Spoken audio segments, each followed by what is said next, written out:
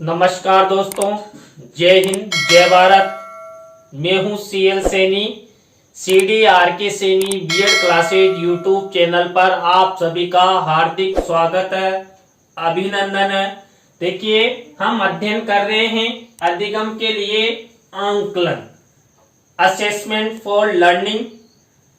इस पेपर के अंतर्गत आज की लाइव क्लास में हम मापन के पैमाने, देखिए मापन के कौन कौन से पैमाने होते हैं इनके बारे में चर्चा करेंगे। और जो ये मापन के पैमाने हैं इसके अंतर्गत हम नामित स्तर मापनी, क्रमिक स्तर मापनी, अंतराल स्तर मापनी और अनुपात स्तर मापनी के बारे में चर्चा करेंगे। और देखिए, यह टॉपिक आपकी परीक्षा की दृष्टि से 101% अति महत्वपूर्ण है, इसलिए आप इस टॉपिक को अच्छे से तैयार कर लें।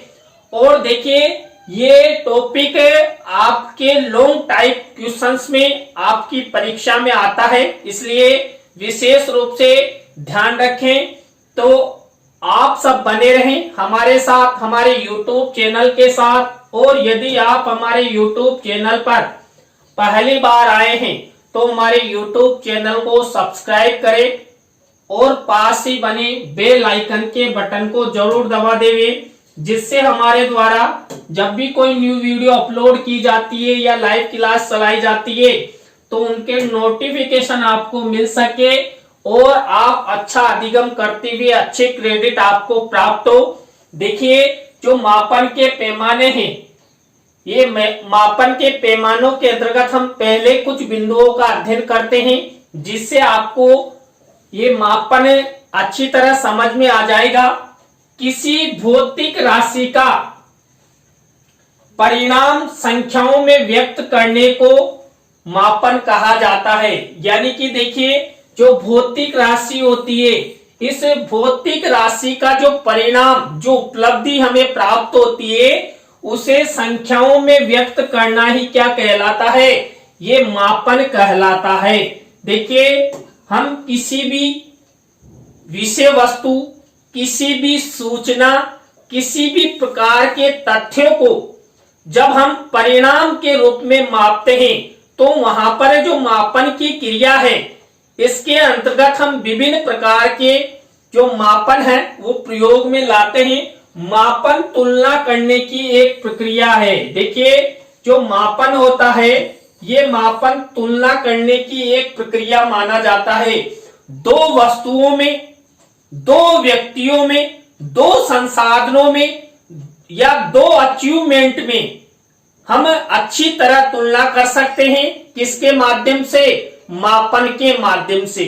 मान लीजिए, दो व्यक्तियों में हम तुलना कर रहे हैं तो किसी का अचीवमेंट 5 आया और किसी का अचीवमेंट 10 आया, तो आपस में हम मापन के द्वारा ही पता लगा सकते हैं कि फला व्यक्ति ने कितना अचीवमेंट प्राप्त किया, फला व्यक्ति ने कितना अचीवमेंट प्राप्त किया।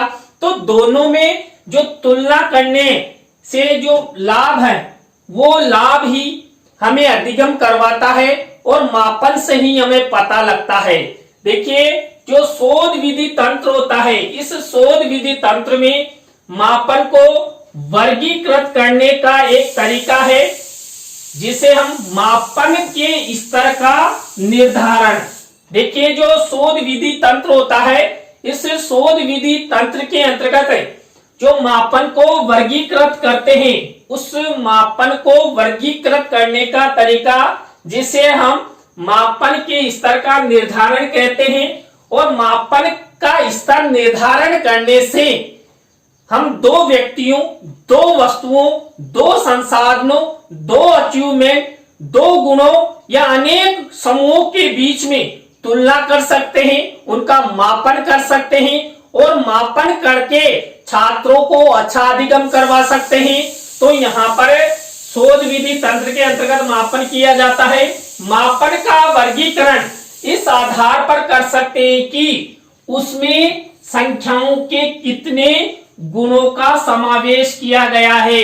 देखिए, हम जब किसी भी वस्तु, किसी भी संसाधन, किसी भी गुण का जब मापन करते हैं तो उसका एक आधार होता है क्या, कि संख्याओं के कितने गुणों का समावेश किया गया है। देखिए मापन में मैंने आपको बताया भी था कि हम अनेक वस्तुओं, अनेक गुणों, अनेक उपलब्धियों और अनेक व्यक्तियों का मापन कर सकते हैं, उनमें तुलना कर सकते हैं, श्रेष्ठ, अति श्रेष्ठ या मूड, ये सब बता सकते हैं। दो बालकों की बुद्धि का मापन करके हम पता लगा सकते हैं कि कौन सा बालक बुद्धिमान है, कौन सा बालक जड़ बुद्धि है, कौन सा बालक औसत बुद्धि वाला है। तो यहाँ पर जो मापन का आधार होता है, ये मापन का आधार होता है मुख्य रूप से संख्याएं। देखिए संख्याओं के आधार पर ही हम यहाँ पर मापन करते हैं। इस आधार पर मनोवैज्ञानिक स्टैंड वाले स्मिथ स्टेट बैंक ने मापन के 4 स्तर बताए हैं, नामित, क्रमित, अंतराल और अनुपात। इन चारों का हम अलग अलग अध्ययन करेंगे। तो देखिए यहाँ पर पहला जो मापन स्तर है या मापनी है, इसमें इसे नामित स्तर मापनी के नाम से हम जानते हैं। तो नामित स्तर मापनी क्या होती है, इसमें अंकों को अधिक महत्व दिया जाता है।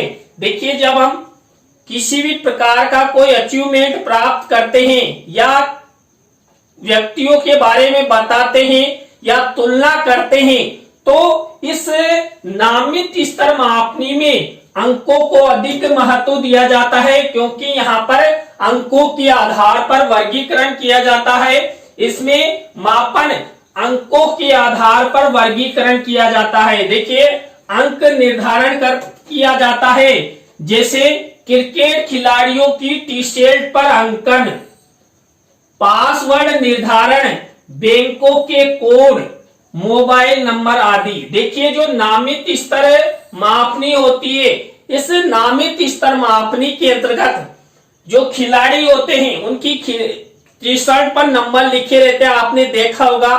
तो इसी तरह जो पासवर्ड निर्धारण है, हम अपने मोबाइल में पासवर्ड लगाते हैं या एटीएम के पासवर्ड लगाते हैं, तो इस तरह नामित स्तर मापनी में हम अंकों के आधार पर यहाँ पर मापन करते हैं।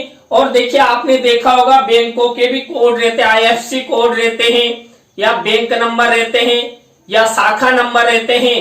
तो इस तरह बैंकों के कोड भी नामित स्तर मापनी के अंतर्गत आते हैं। और देखिए सबसे बड़ा मोबाइल नंबर, देखिए आपके 10 से 12 अंकों के जो मोबाइल नंबर होते हैं, ये भी एक नामित स्तर मापनी के अंतर्गत आते हैं। यानी कि किसी भी वस्तु, पदार्थ, तथ्य, गुण, उपलब्धि को हम अंकों के आधार पर वर्गीकरण करें तो उसे हम क्या कह सकते हैं, नामित स्तर मापनी कह सकते हैं। और नामित स्तर मापनी के द्वारा किसी भी दो व्यक्तियों में या अनेक व्यक्तियों में या समूहों में हम तुलना कर सकते हैं, किनके आधार पर, उनके अंकों के आधार पर। तो यहाँ पर किसी भी वस्तु, पदार्थ, तथ्य का अंकों के आधार पर वर्गीकरण करना इस नामित स्तर मापनी के अंतर्गत आता है। यह सबसे निम्न स्तर का मापन होता है, क्योंकि आंकिक गणना तो स्वाभाविक है, बालक जब फर्स्ट क्लास में होता है तो उस समय ही उसे अंकों का ज्ञान हो जाता है। तो इसमें कोई डिफिकल्ट काम नहीं होता है। ये हम किसी भी वस्तु, पदार्थ, तथ्य के बारे में अंक साधारण रूप से निर्धारित कर सकते हैं, वर्गीकृत कर सकते हैं, इसलिए इसे निम्न स्तर का मापन कहा जाता है। इसी तरह देखिए दूसरे नंबर का मापन देखिए क्रमिक स्तर मापनी। देखिए क्रमिक स्तर मापनी नाम से पता लग रहा होगा, क्रम यानी कि क्रम के अनुसार जो वर्गीकरण किया जाता है और उस वर्गीकरण के आधार पर, उनके गुणों के आधार पर जो वर्गीकरण किया जाता है उसे हम क्रमिक स्तर मापनी के नाम से जान सकते हैं। इस मापन में व्यक्तियों, वस्तुओं, घटनाओं, विशेषताओं को किसी गुण के आधार पर एक क्रम में आरोही व अवरोही क्रम में व्यवस्थित किया जाता है। मान लीजिए 2 व्यक्ति हैं या 10 व्यक्ति हैं, उन व्यक्तियों द्वारा अलग अलग गुण, अलग अलग अचीवमेंट प्राप्त किया है, तो हम उन्हें क्रम के अनुसार वर्गीकरण कर सकते हैं। देखिए, आपने छात्र छात्राओं का जब हम परिणाम घोषित करते हैं तो उस परिणाम में हम first division, second division, third division, fail आदि का क्रम बनाते हैं और उन्हें आरोही अवरोही रूप में हम व्यक्त करते हैं। और देखिए, टोटल जो प्रतिशत होता है उस प्रतिशत को हाई लेवल से लो स्तर तक हम क्रम के अनुसार निर्धारित करते हैं। और आपने जो हमारी गिनती है, इस गिनती के अंतर्गत संख्याओं को भी देखा है। 1 से 100 तक की संख्या को भी हम आरोही अवरोही क्रम के रूप में लिख सकते हैं। तो यहाँ पर जो क्रमिक स्तर मापनी होता है, इसमें आरोही अवरोही का प्रयोग करते हुए किसी भी वस्तु, पदार्थ, तथ्य, विशेषताओं, गुणों, उपलब्धियों का निर्धारण किया जाता है। जैसे नौकरी में पदोन्नति, देखिए जो कर्मचारी होते हैं, इन कर्मचारियों की पदोन्नति भी क्रमिक स्तर मापनी के अनुसार होती है। यानी कि एक क्रम के अनुसार, उसके अचीवमेंट के अनुसार, उसने कितने ईयर की सेवा दे दी, उसके आधार पर पदोन्नति होती है। स्थान निर्धारण, देखिए हम किसी भी ऐतिहासिक स्थान या पर्यटन स्थान का जब क्रम के अनुसार निर्धारण करते हैं कि कौन सा पर्यटन स्थल अच्छा है, फिर कौन सा पर्यटन स्थल उससे निम्न है, फिर उससे निम्न है, या कौन सा सबसे अधिक श्रेष्ठ है, तो इस तरह हम किसी भी स्थान के बारे में भी स्थान निर्धारण कर सकते हैं। देखिए, जैसे जो हमारा भारत देश है, इस भारत देश में जो क्षेत्रफल की दृष्टि से सबसे बड़ा राज्य कौन सा है? राजस्थान। तो राजस्थान क्षेत्रफल की दृष्टि से सबसे बड़ा राज्य है। तो यहाँ पर हाई लेवल यानी कि हाई से लो स्तर क्षेत्रफल के आधार पर हम प्रत्येक राज्य का क्रम निर्धारण कर सकते हैं। सुंदरता का चयन, देखिए 2 लड़कियां होती है और 2 लड़कियां हैं या 10 लड़कियां हैं या 20 लड़कियां या 50 लड़कियां हैं, उनमें सुंदरता के आधार पर हम उनका क्रम निर्धारण कर सकते हैं कि ये सबसे ज्यादा सुंदर। आपने देखे मिस वर्ल्ड, मिस इंडिया का नाम सुना है, तो वहां पर सुंदरता और पर्सनैलिटी के आधार पर उनका चयन किया जाता है। तो वो भी एक क्रम के अनुसार ही होता है। कर्मचारियों की नियुक्ति, देखिए हम कर्मचारियों की नियुक्ति भी क्रमिक स्तर मापनी के अनुसार करते हैं। देखिए जो आरपीएससी है, यूपीएससी है, यानी कि जो प्रतियोगिता विभाग है जहां पर कर्मचारियों की नियुक्ति की जाती है, वहां पर वरीयता यानी क्रम का निर्धारण करके ही उन्होंने जो अचीवमेंट प्राप्त किया, उनका जो परिणाम रहा, वो परसेंटेज वाइज क्रम निर्धारण करके उनका हम क्या करते हैं, उन्हें नियुक्ति प्रदान करते हैं। कक्षा कक्ष में छात्रों को स्थान प्रदान करना, देखिए मैंने बता ही दिया कि हम कक्षा कक्ष में छात्रों को उनकी परसेंटेज के आधार पर क्रम निर्धारण करते हैं, या कक्षा में पहला, दूसरा, तीसरा, चौथा, 5वां स्थान उनको आरोही अवरोही पूर्वक स्थान देते हैं। तो ये होता है क्रमिक स्तर मापनी।